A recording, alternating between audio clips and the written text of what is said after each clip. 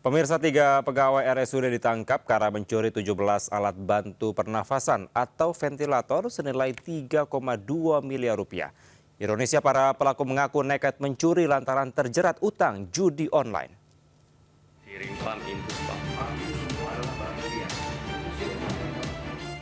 Aparat Polda Bangka Belitung menggerebek rumah penadah alat kesehatan curian berupa alat bantu pernapasan atau ventilator di Bekasi dan Tasikmalaya, Jawa Barat. Saat diminta menunjukkan surat kepemilikan dan izin, si penadah hanya bisa pasrah dan mengaku mendapatkan barang tersebut dari rekannya di Bangka Belitung.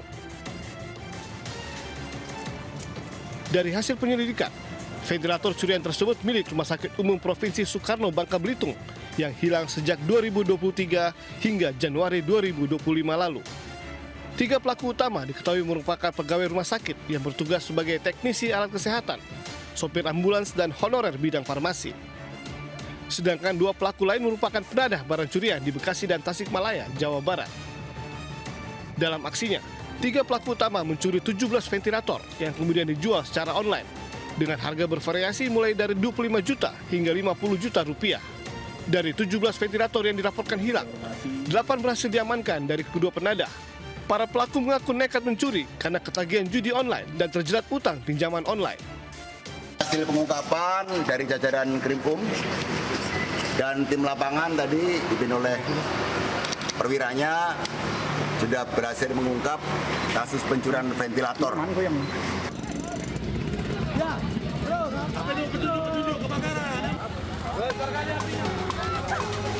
Kepulan asap pekat dan kobaran api membakar pabrik minyak goreng PT Agroraya Mas yang berada di Kelurahan Seimati, Kecamatan Medan, Labuhan, Kota Medan.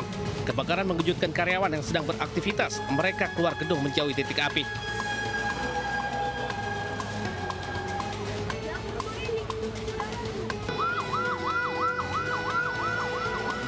Tujuh unit mobil pemadam kebakaran dari Pemko Medan dikerahkan ke lokasi. Diduga api berasal dari salah satu gedung tempat pengepakan karton atau bungkus minyak goreng. Melihat di gudang atau di mananya, yang ternyata di gudang kalau menurut dari Sapam atau pekerja setempat adalah gudang karton. Gudang karton yang terbakar sekarang sudah mengarah ke dekat kantor. Kondisinya untuk saat ini. Akibat kebakaran, warga di sekitar pabrik memilih mengungsi, khawatir terjadi ledakan. Dari Medan, Sumatera Utara, Yuda Bahar, iNews melaporkan. Sementara viral di media sosial, seorang siswi SMP memilih putus sekolah karena malu sering ditagih uang rekreasi sebesar Rp350.000 oleh gurunya. Siswi tersebut tak ikut rekreasi, namun diduga pihak sekolah memaksanya tetap membayar. Berpisah jalan-jalan, Pak, ikut nggak ikut tetap bayar. Mutinya ikut nggak? Nggak ikut. Tapi tetap dipaksakan harus bayar yang 350. Viral siswi kelas 7 yang bersekolah di Kecamatan Seikanan, Labuan Batu Selatan, Sumatera Utara, memilih berhenti dari sekolahnya karena malu sering ditagih uang rekreasi sebesar Rp350.000 yang belum dibayarnya. Padahal saat itu ia tak ikut pergi rekreasi, namun sang guru selalu menagihnya. Ia sempat mencicil sebagian dari total Rp480.000 karena orang tua tak sanggup untuk membayar kekurangannya sebesar Rp350.000. Ia pun memilih putus sekolah. Kini Komisi Perlindungan Anak KPAD Kabupaten Labuan Batu Selatan melakukan pendampingan psikologis dan memanggil pihak sekolah untuk memberikan klarifikasi. Dan yang terjadi pada saat ini, anak tersebut terputuslah sekolahnya. Saat ini memang banyak orang-orang yang menawarkan diri, kan, tetapi kami KPAD akan merekomendasikan kira-kira di mana anak tersebut, di mana apa yang terbaik untuk dia. Sementara pihak sekolah belum berhasil diminta keterangan terkait kejadian itu. Dari Labuan Batu Selatan, Sumatera Utara, Randi Kurniawan, iNews melaporkan. Pemirsa, viral di media sosial, sejumlah pelajar dilarikan ke rumah sakit di Hari Anak Nasional. Mereka diduga keracunan setelah mengkonsumsi menu makan bergizi gratis. Aduh, tolong.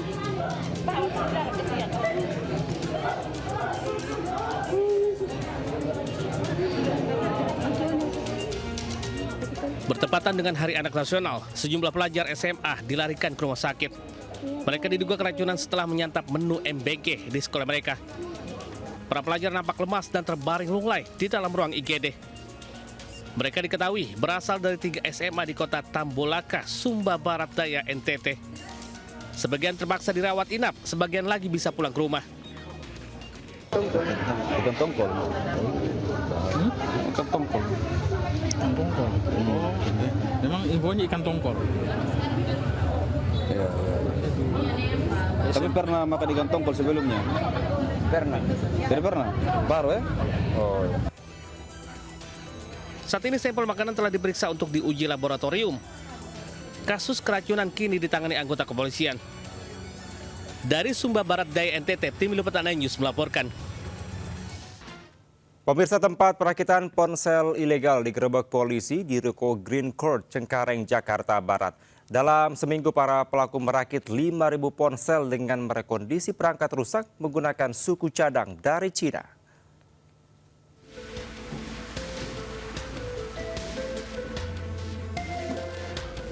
Petugas mengungkap sindikat penjualan dan pemalsuan ponsel di ruko 3 lantai di perumahan Green Court, Cengkareng. Kasus ini terbongkar berawal dari keluhan masyarakat yang membeli ponsel merek terkenal dengan harga murah secara online.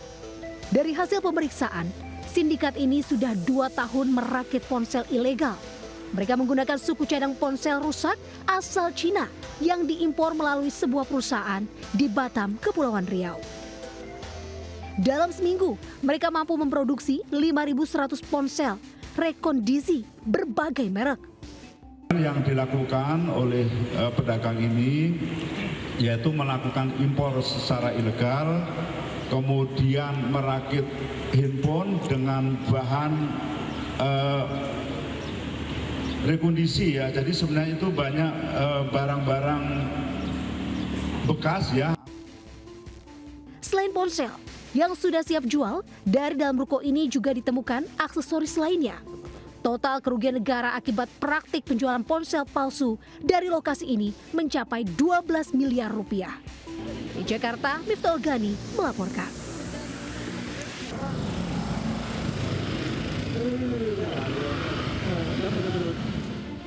Seorang pengamen gunakan jurus langkah 1000 saat melihat kedatangan Satpol PP Pamung Praja. Meski sempat terjatuh, ia tetap berusaha kabur. Namun, ia akhirnya tak berkutik saat ditangkap petugas di sebuah gang. Aksi serupa juga dilakukan Pak Ogah di Jalan Kayu Putih Raya, Pulau Gadung, Jakarta Timur. Kali ini, ia berhasil kabur dari kejaran petugas.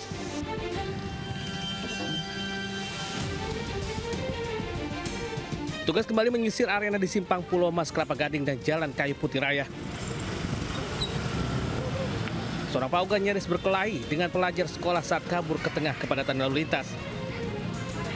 Razia ini digelar menyusul dugaan aksi perusakan dan pemadaman listrik lampu lalu lintas Cawang oleh Pak Ogah dan pemalakan kepada pengendara mobil. Para penyandang masalah kesejahteraan sosial termasuk preman berkedok jukir liar kemudian ditangkap untuk dibawa ke panti sosial. Dari Jakarta, Rio Manik Anyus melaporkan. Pemirsa, sekelompok remaja menyerang warga Petukangan, Jakarta Selatan hingga terjadi tawuran. Sementara itu, aksi unjuk rasa siswa SMA ricuh hingga mengejar kepala sekolah.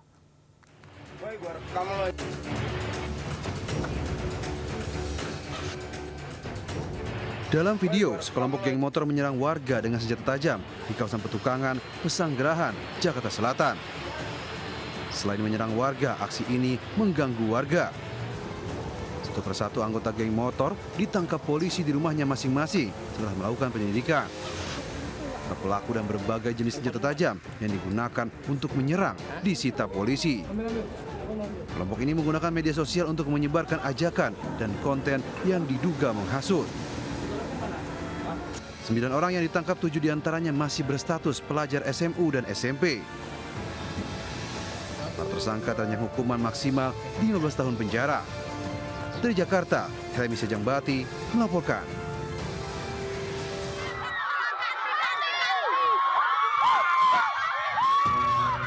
Aksi unjuk rasa yang dilakukan ratusan siswa SMA Negeri 2 Wangi-Wangi, Kabupaten Wakatobi, Sulawesi Tenggara berakhir ricuh. Ratusan siswa protes karena tidak puas dengan kepemimpinan kepala sekolah. Diduga pihak kepala sekolah juga sempat terlibat adu fisik dengan seorang guru yang mengawal aksi unjuk rasa siswa. Ratusan siswa kecewa lantaran sekolah belum ada asesmen sehingga dikhawatirkan hilang kesempatan bagi siswa mengikuti seleksi jalur bebas tes masuk perguruan tinggi. Selain itu, kegiatan ekstrakurikuler yang tidak didanai oleh pihak sekolah. Hingga kini SMA Negeri 2 Wangi-Wangi masih diliburkan untuk sementara waktu.